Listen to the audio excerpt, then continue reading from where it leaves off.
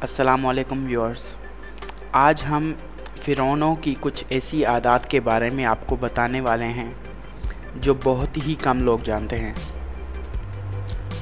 फ़िरौन किसी ख़ास शख्स का नाम नहीं है, बल्कि शाहाने मिस्र का लक़ब है।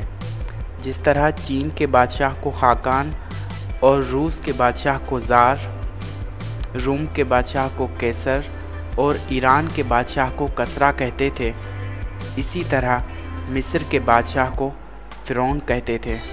फ़िरौन असल में फ़ाराओ था। मिस्री ज़बान में फ़ारा महल को कहते हैं और आओ के माना ऊंचा है। इससे शाह मिस्र की ज़ात मुराद होती थी।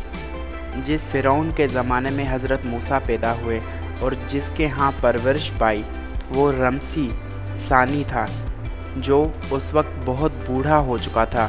उसने अपने बेटे मुनफ़तह को शरीक हुकूमत कर लिया था, जो उसकी 150 औलादों में से 13वें नंबर पर था, और जो गर्क हुआ वो मुनफ़तह नामी फ़िरौन था।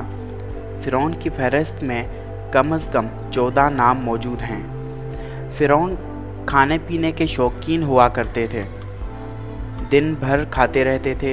हर वक्त उनके सामने शराब, मशरूबात और मुख्तलिफ़ इक़साम के ताम तैयार रखे हुए होते थे।